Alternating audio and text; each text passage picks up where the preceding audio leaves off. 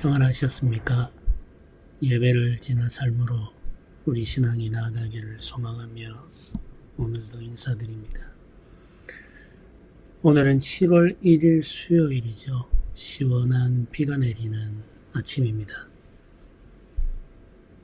오늘 매일 성경 본문 말씀은 시편 1편입니다. 고린도전서가 끝이 나고 시편으로 넘어왔습니다. 구약으로 넘어왔죠.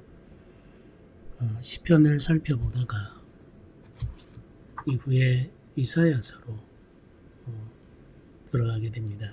예언서 중에 가장 긴 성경이죠. 네, 오늘은 시편 1편 말씀을 함께 묵상하도록 하겠습니다. 먼저 성경을 읽겠습니다. 복 있는 사람은 악인들의 꾀를 따르지 아니하며 죄인들의 길에 서지 아니하며 오만한 자들의 자리에 앉지 아니하고 오직 여호와의 율법을 즐거워하여 그의 율법을 주야로 묵상하는도다. 그는 시냇가에 심은 나무가 철을 따라 열매를 맺으며 그 잎사귀가 마르지 아니함 같으니 그가 하는 모든 일이 다 형통하리로다. 악인들은 그렇지 아니하며 오직 바람에 나는 겨와 같도다. 그러므로 악인들은 심판을 견디지 못하며 죄인들이 의인들의 모임에 들지 못하리로다. 모든 의인들의 길은 여호와께서 인정하시나 악인들의 길은 망하리로다. 아멘. 시편 전체를 이끌어가는 서론 내 역할을 하는 것이 시편 1편입니다. 시편 1편은 교훈적인 내용을 담고 있습니다. 네, 우리가 시편을 읽어가다 보면 이 시편들을 여러 종류로 분류를 하게 되는데 지혜와 교훈을 알려주는 시편이 있습니다. 그리고 슬픔과 탄식의 기도를 담고 있는 시가 있죠. 네, 악인들에게 임할 하나님의 심판과 저주를 간구하는 시들도 있습니다. 네, 왕이신 메시아 예수 그리스도를 기대하면서 부르는 찬양의 시도 있죠. 이렇게 다양한 종류로 나누어 볼 수 있는데 시편 1편은 지혜를 말하는 시라고 분류할 수 있겠죠. 이 시편들은 모두 다 제사 때 불렸던 찬양입니다. 성전 제사를 드릴 때 제사를 드리는 중에 하나님께 부르는 찬양이 있었죠. 다윗은 여러 편의 시를 기록했고 그 시를 가지고 찬양을 불렀습니다. 다윗이 조직한 찬양대도 있었죠. 악기들도 많았고 소리를 내어 찬양을 부르는 찬양대원들도 있었습니다. 그래서 이제 다윗의 시대부터 본격적으로 이 제사의 찬양이 구조화되죠. 그래서 찬양은 굉장히 중요한 요소입니다. 구약 시대만 그런 것이 아니라 신약 시대도 마찬가지예요. 신약의 교회들도 찬양을 부릅니다. 이 찬양을 부르는 중에 하나님께서 역사하시는 것을 경험하기도 하죠. 사도행전을 보면 바울과 실라가 옥에 갇혀 있으면서 하나님을 찬미할 때 옥문이 열리는 것을 보게 되지 않습니까? 근데 이제 이 놀라운 일들, 하나님을 찬미했다라고 하는 것이 이제 찬양이죠. 찬양을 부른 것입니다. 찬양은 예배의 중요한 요소 중에 하나이며 믿는 자들이 마땅히 해야 할 일 중에 하나죠. 하나님을 찬양하는 것은 우리가 마음을 쏟아서 해야 할 중요한 일이고 우리의 본질적인 사명이라고 할 수가 있겠습니다. 시편 1편은 복 있는 사람이라는 말로 시작합니다. 성경에 아주 중요한 요소가 바로 이 복이죠. 하나님께로부터 오는 은혜. 네, 그것을 전체적으로 복이라는 말로 표현을 하고 있습니다. 창조의 역사 속에서도 하나님은 복의 선언을 하시죠. 복을 주십니다. 일곱째 날에 복을 주셨다. 이렇게 표현하기도 하죠. 창조의 역사가 진행되는 과정에 생육하고 번성하라고 말을 하시면서 복의 선언을 이어가시기도 합니다. 생명 있는 모든 것들에게 하나님께서 복을 주신 거죠. 이 복이 충만한 상태의 날, 그날이 바로 안식의 날입니다. 7일은 복을 받은 날이죠. 복이 가득한 날입니다. 그 속에 있는 모든 생명은 하나님의 복을 받고 누리는 거죠. 이제 타락한 인류의 삶 속에 다시 하나님께서 복을 선언하시는데 이 복 있는 사람들이 복을 받는 장소, 성전입니다. 복을 받는 시간은 예배하는 시간이죠. 하나님을 만나는 장소, 그곳에서 하나님을 예배하는 삶, 그 삶 속에 복이 있다는 사실을 우리는 기억해야 됩니다. 예배의 자리, 제사의 자리는 재창조의 자리, 새로운 창조의 자리입니다. 하나님께서 처음 창조하실 때 복을 주셨으나 죄가 들어옴으로 말미암아 그 복을 잃어버렸죠. 상실입니다. 그 복을 다시 회복하기 위해서는 재창조의 은혜가 필요하죠. 새 창조입니다. 이것은 예수 그리스도 그 십자가 은혜 안에서 이루어지는 새 창조죠. 성령께서 우리를 새롭게 창조하시는, 그래서 우리가 영이 살아나고 회복되는, 그래서 교회가 만들어지는 그 놀라운 은혜, 그것이 바로 새 창조의 은혜, 새 창조의 역사인 거죠. 이 새 창조로 말미암아 우리가 받게 되는 것이 바로 복입니다. 복의 회복이라고 할 수가 있겠죠. 구약의 제사 역시 복의 회복을 보여줍니다. 구약의 성도들도 제사를 통해서 복의 회복을 경험하면서 하나님 안에서 살아가는 삶을 누릴 수 있었던 거죠. 그래서 복 있는 사람은 이라고 말하면서 시작하는 이 시편. 이 시편은 성전 생활을 중심으로 이루어지는 새 창조의 역사, 회복의 역사를 노래하고 있는 것이다. 이렇게 생각을 하시면 되겠습니다.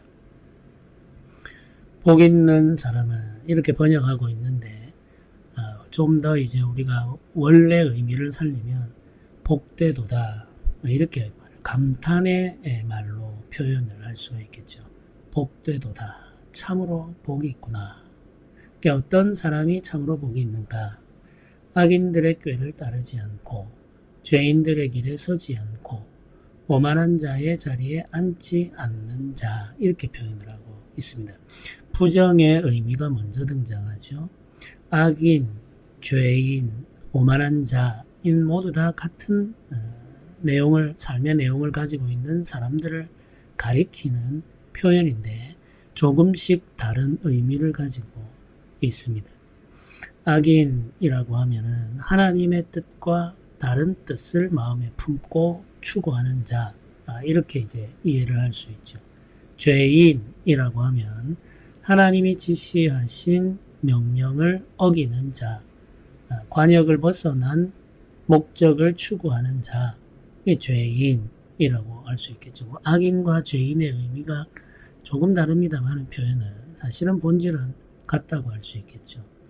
오만한 자라고 하는 것은 조롱하는 자, 비웃는 자 이런 뜻입니다. 오만함이라고 하는 것은 사람과의 관계 속에서 주로 사용되는 단어죠. 하나님과의 관계 속에서 주로 사용되는 단어는 교만이죠. 오만한 자는 비웃는 자, 조롱하는 자. 이 사람들이 누구를 비웃겠습니까? 의인을 비웃는 거죠. 그렇게 이제 조금씩 다른 단어를 사용해서 하나님을 대적하고 성도들을 대적하는 자들을 표현하고 있습니다.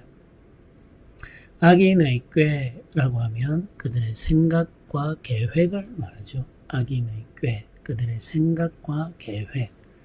죄인들의 길이라고 말하는데 이 길은 구체적인 실행 그리고 그 방법, 행동, 태도 이런 것을 말합니다.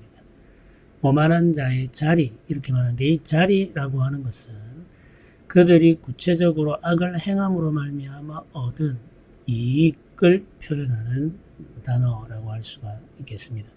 자리에 앉아서 오만한 자들이 비웃으며 자신들이 악을 행하여 얻은 이익을 나누어 가지는 것을 상상할 수가 있겠죠. 그리고 그 이익을 나누어 가지고 잔치를 벌이는 것을 생각할 수 있겠습니다.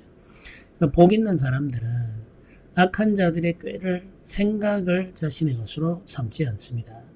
생각이 다르다는 거죠. 구별되는 겁니다. 악한 자들의 생각을 따라가지 않는다는 거죠. 죄인들의 방법을 따라하지 않습니다. 그들의 삶의 방식, 태도, 행위, 목적을 이루기 위한 수단 이런 것들을 함께 취하지 않습니다. 그것도 역시 구별되는 거죠. 오만한 자들이 자신들이 얻은 것, 빼앗은 것, 악을 통하여 성취한 일을 즐길 때 그 자리에 함께 앉아서 즐기지 않는다. 이렇게 지금 말하고 있습니다. 하나님을 모르는 자들, 하나님을 대적하는 자들, 성도들을 멸시하고 조롱하는 자들, 그래서 끝없이 악을 행함으로 말미암아 이익을 추구하는 자들, 그 이익을 즐기는 자들과 완전히 구별된 상태에서 구별된 삶을 살아간다. 이렇게 말하죠. 그래서 이제 죄인, 악인, 오만한 자들과 관계하지 않으면서 구별된 삶을 살아가는 사람들이 복되다. 이렇게 지금 말을 하고 있습니다. 이 복 있는 사람들은 악한 자들과 구별된 삶을 살면서 그들이 추구하는 것이 있죠. 2절은 이렇게 말합니다. 오직 여호와의 율법을 즐거워하며 그의 율법을 주야로 묵상하는도다. 이렇게 이어집니다.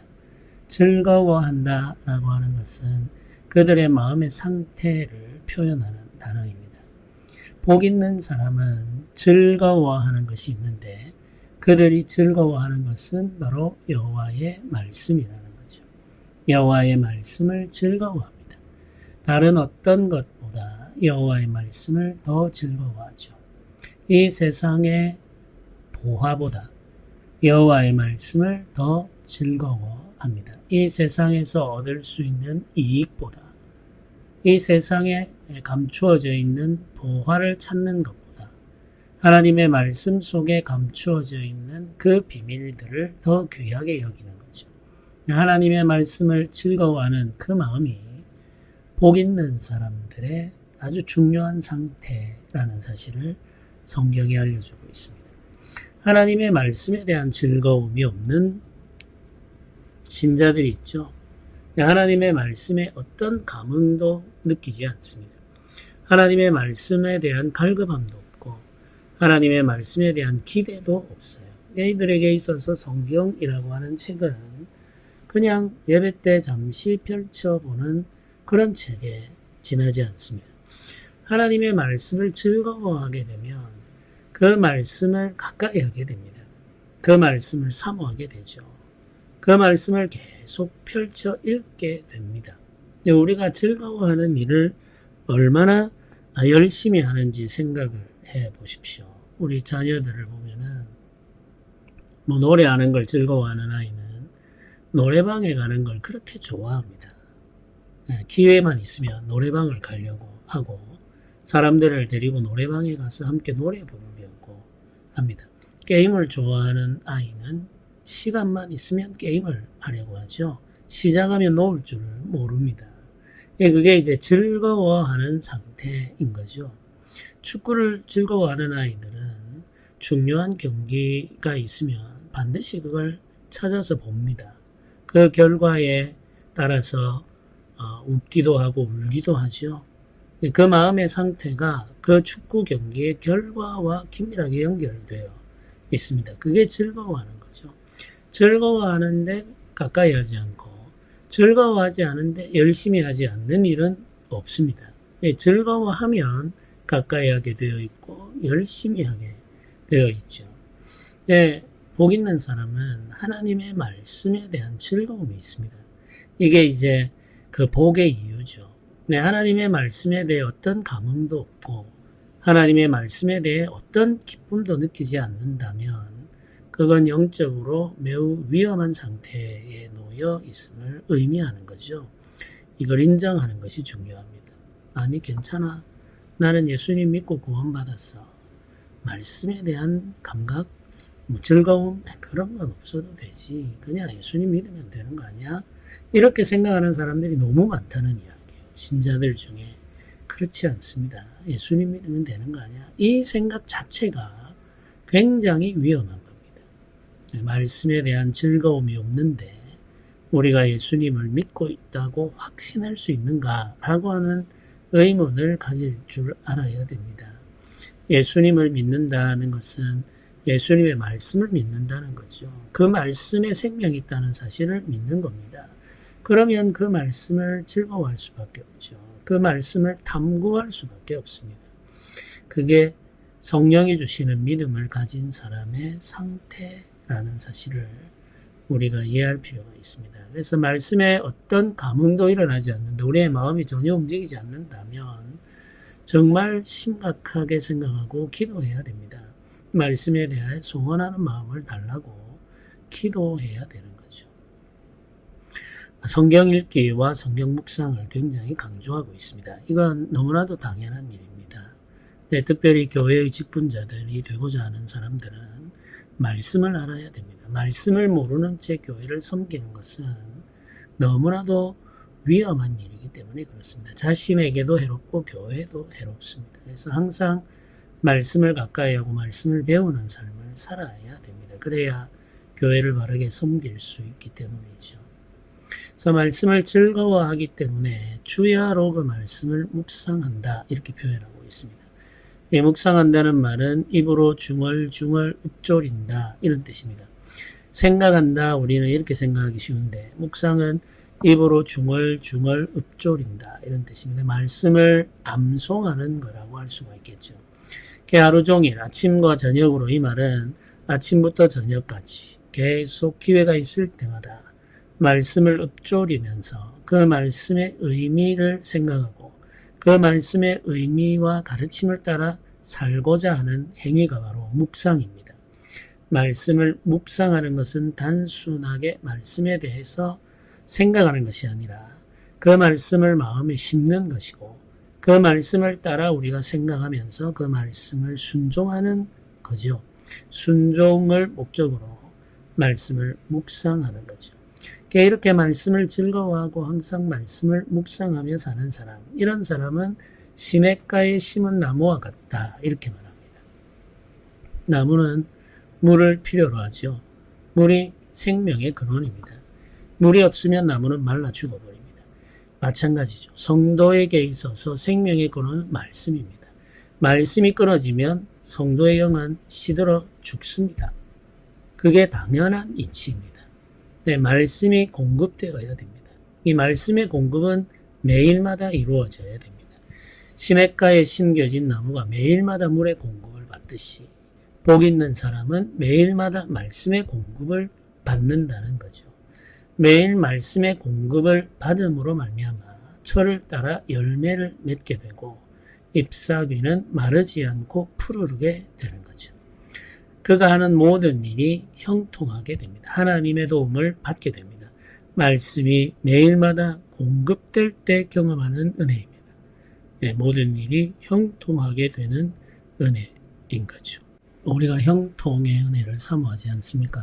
자녀들이 형통하기를 기도하고 있죠. 모든 부모들의 기도입니다. 근데 우리 자녀들이 형통하려면 말씀이 필요한데 매일의 말씀이 필요하다는 사실을 알아야 됩니다. 일주일에 한 번의 말씀으로는 충분하지가 않습니다. 아니 매우 부족하죠.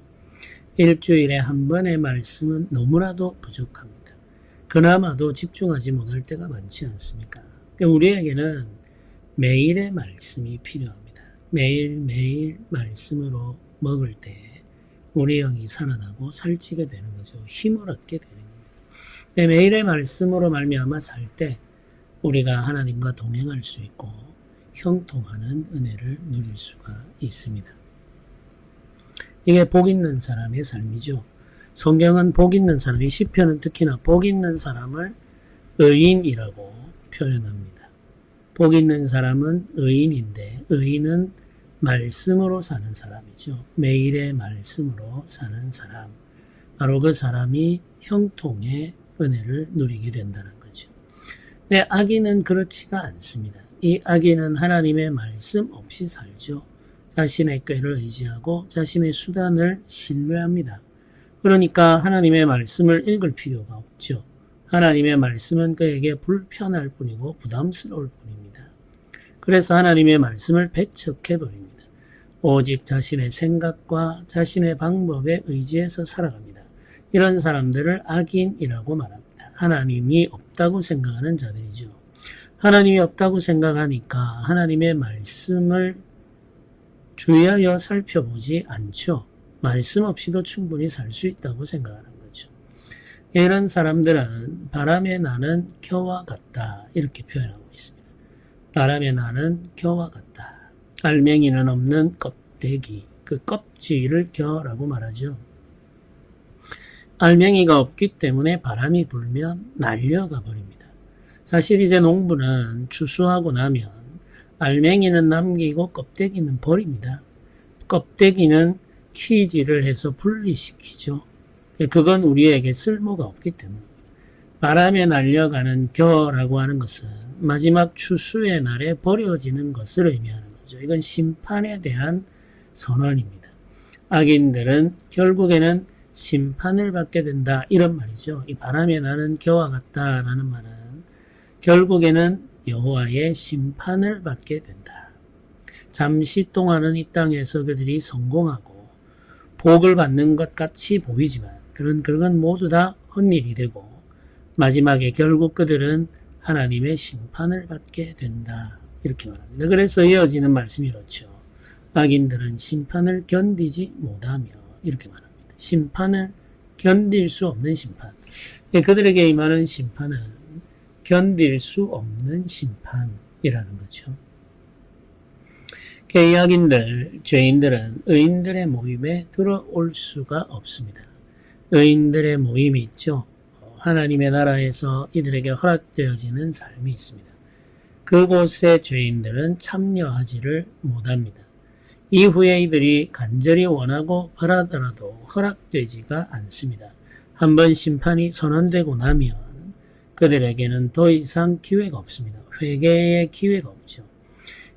하나님께서 시간을 허락하실 때 하나님이 허락하신 시간 속에 회개하고 돌이켜야 되고 말씀을 즐거워하며 묵상해야 되고 그 말씀을 따라 살아야 됩니다. 그렇게 하지 않으면 하나님이 허락한 시간이 끝난 후에는 돌이키고 싶어도 돌이킬 수가 없습니다. 의인의 모임에 들어갈 수가 없습니다. 하나님의 나라에 들어갈 수가 없는 거죠. 의인들의 길은 여호와께서 인정하시지만 악인들의 길은 망한다. 하나님이 인정하지 않으신다는 겁니다. 이 의인들의 길은 말씀을 따르는 길이죠. 말씀을 따라 사는 의인들의 길은 여호와께서 인정하시지만 말씀을 무시하고 자기 생각에 취해 살아가는 악인들의 길은 하나님께서 반드시 벌하심으로 망하게 된다. 이렇게 선언하고 있죠. 시편 전체를 이끌어가는 서론에 해당하는 1편, 이 매 1편 속에 시편 전체의 주제가 다 담겨 있다고 할 수가 있겠습니다. 제사 드리기 위하여 나아가는 성도들, 예배하는 자리에서 하나님께 부르는 찬양, 그 첫 번째 찬양이 복 있는 사람에 대한 내용을 담고 있습니다. 이 시편 1편의 중심에 뭐가 있습니까? 여호와의 말씀을 즐거워하는 성도가 있습니다. 여호와의 말씀을 즐거워하는 삶이 있죠. 오늘도 우리가 간절히 찾고 구해야 할 것이 여호와의 말씀, 그 말씀에 대한 즐거움이라는 사실을 기억하면서 오늘 하루도 살아가시기를 바랍니다. 말씀을 갈급히 여기는 마음, 그 말씀을 깨닫는 영, 말씀을 즐거워하는 심령을 구하면서 오늘 하루를 살아가시기를 주님의 이름으로 부탁드립니다. 함께 기도드리겠습니다. 은혜로우신 하나님 아버지 감사합니다. 오늘도 우리가 주의 위로와 은혜를 의지하며 주께 나아갑니다. 주의 말씀을 사모하는 마음을 우리에게 부어주시고 말씀을 읽을 때 깨닫는 영을 허락하여 주옵소서. 말씀 속에서 주를 만나며 말씀 속에서 주의 뜻을 발견하며 그 뜻을 이루며 살아가는 복 있는 삶이 되기를 소망합니다. 말씀을 우리에게 허락하심으로 우리와 동행하시고 우리의 삶의 열매를 허락하여 주옵소서. 감사드립니다. 예수님의 이름으로 기도드립니다. 아멘.